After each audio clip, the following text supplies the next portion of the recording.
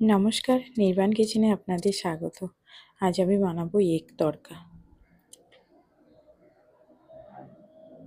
তো এর জন্য আমি এখানে সবুজ মুগ ডাল নিয়ে নিয়েছি 200 গ্রাম, আর 100 গ্রাম মতো আমি অড়হরের ডাল নিয়ে আমি ভিজিয়ে রেখেছিলাম এগুলো।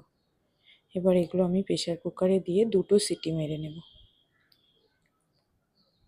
অড়হরের ডালটা কিন্তু একটা সিটিতেই হয়ে যায়, যেহেতু আলাদা আলাদা করে সময়টা অনেক লাগবে, যার জন্য আমি একসাথে 2টো সিটি মেরে নেব।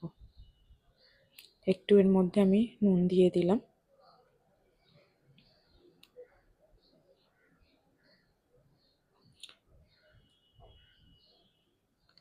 ডাল কিন্তু সেদ্ধ হয়ে গেছে।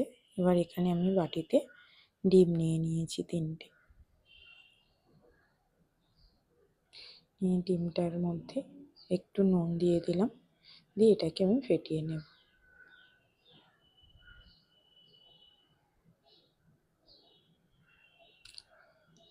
এবার কড়াইতে আমি একটু সাদা তেল দিয়ে দিলাম, দিয়ে ডিমটাকে দিয়ে দেব, দিয়ে আমি ডিমটা ভুজিয়া করে নেব।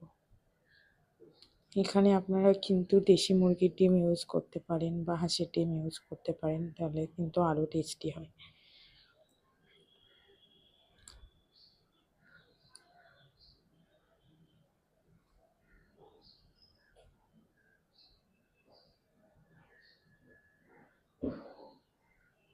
ভুজিয়া হয়ে গেছে।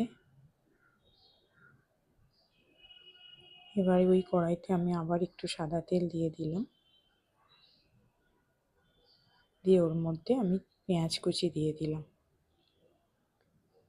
একটু আদা কুচি দিয়ে দিলাম, একটু রসুন কুচিও দিয়ে দিলাম, দিয়ে এটাকে আমি একটু ভালো করে ফ্রাই করে নেব।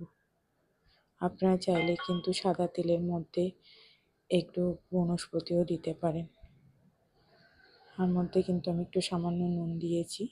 পেঁয়াজটা ভাজা ভাজা হয়েছে, এর মধ্যে আমি কাঁচা লঙ্কা টমেটো কুচিটা দিয়ে দিলাম, দিয়ে আমি ভালো করে কষিয়ে নেব। 1 চামচ চিনি দিয়ে দিলাম, 1 চামচ হলুদ গুঁড়ো দিয়ে দিলাম ওর মধ্যে,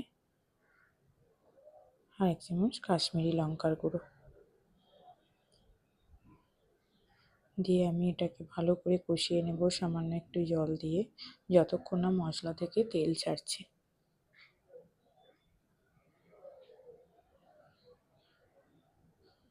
কষানো হয়ে গেছে, মশলা থেকে তেল ছেড়ে দিয়েছে। ওর মধ্যে আমি সেদ্ধ করা ডালটাকে দিয়ে দিলাম।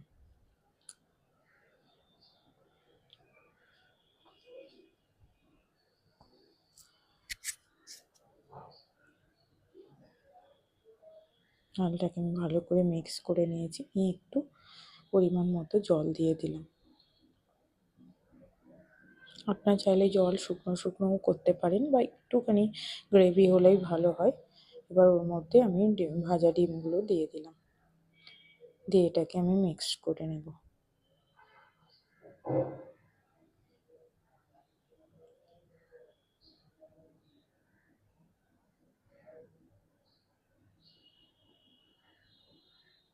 এর মধ্যে আমি তড়কা মশলা দিয়ে দিয়েছি,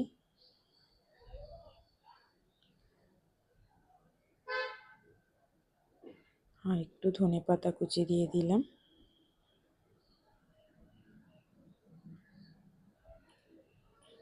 দিয়ে আবার একটু এটাকে আমি মিক্স করে নেব।